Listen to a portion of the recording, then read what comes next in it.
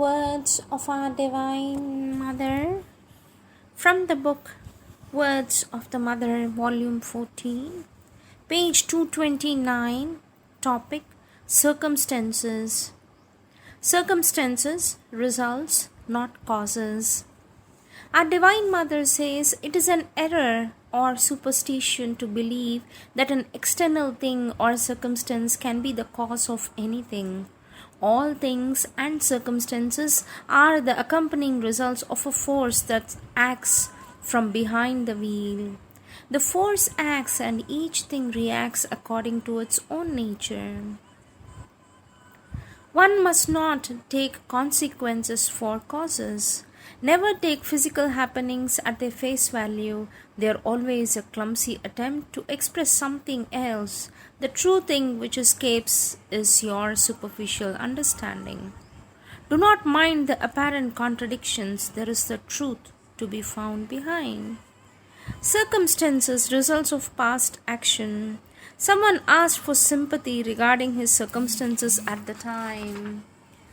For that, our mother says, I am full of sympathy, but unshakably convinced that each one meets in his life the circumstances which he has inwardly and outwardly built for himself. Question. People keep lamenting about their lot and feel that their troubles and their unhappy reactions would go if other people and things were changed. Do you share my doubt about this feeling? For this, our mother says, each one is the artisan of his own miseries. It is always a mistake, says our Divine Mother. It is always a mistake to complain about the circumstances of our life, for they are the outward expression of what we are ourselves. It is in ourselves that there are all obstacles. It is in oneself that there are all the difficulties. It is in oneself that there are all darkness and all the ignorance. Address to the people of ill will. Our Divine Mother says, ill will, the evil you have willfully done, always comes back to you under one form or another.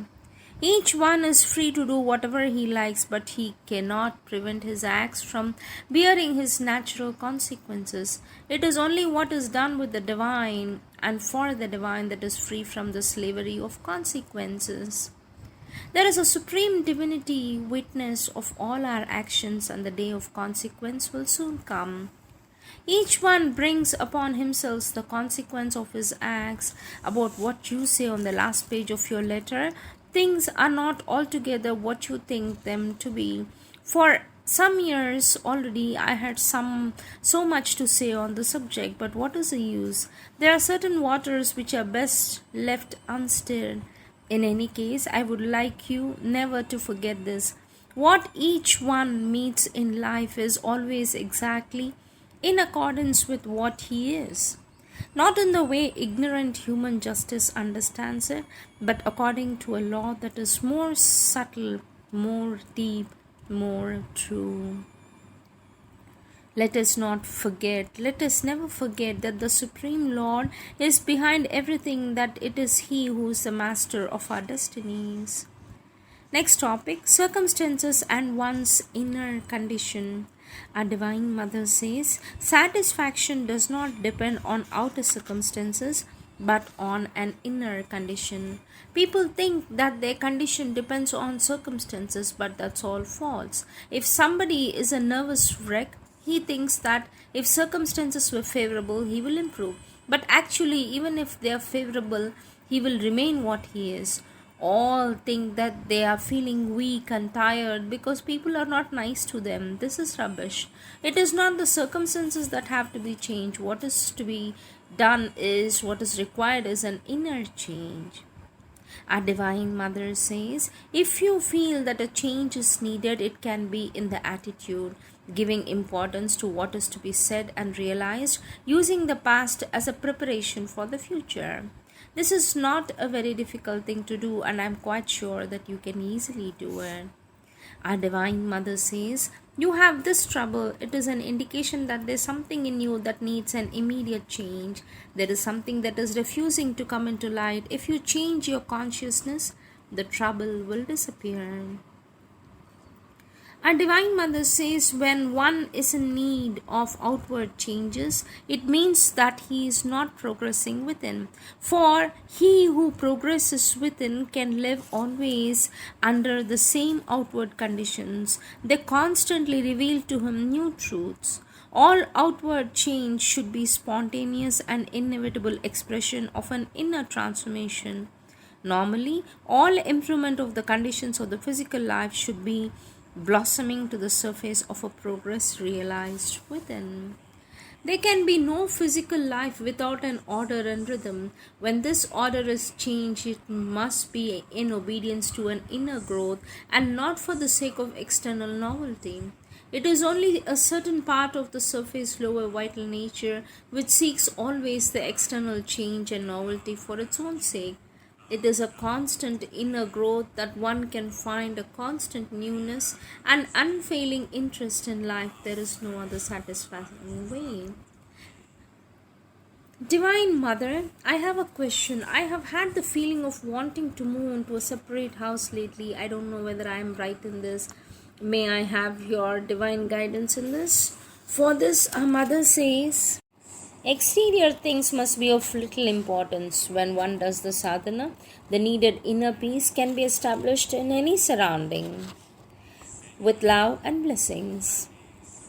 Mother is the next question. Sweet Mother, I want to ask you why the life we lead is so dependent on material objects. For this, our Divine Mother says, this need not be if the consciousness is centered elsewhere.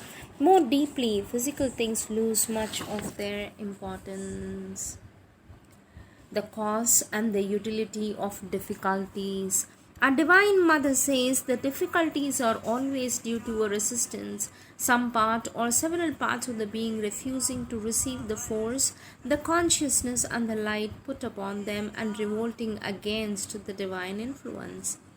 It is rare that somebody can surrender entirely to the divine's will without having to face one or another of these difficulties. But to keep steady one's aspiration and to look at oneself with an absolute sincerity are the sure means to overcome all obstacles. Surely all these troubles come from a resistance somewhere, something that opposes the work of transformation. Always circumstances come to reveal the hidden weakness that has to be overcome. Difficulties are sent to us, says our Divine Mother. Difficulties are sent to us exclusively to make the realization more perfect. Each time we try to realize something and meet with a resistance or an obstacle or even a failure, what seems to be a failure, we should never forget that it is exclusively, absolutely so that the realization may be more perfect. So, this habit of clinging, of getting discouraged, or even feeling uncomfortable, or of abusing yourself, telling yourself, there again, I have made a mistake, all that is absolute foolishness. Simply tell yourself, we do not know how to do things as they ought to be done.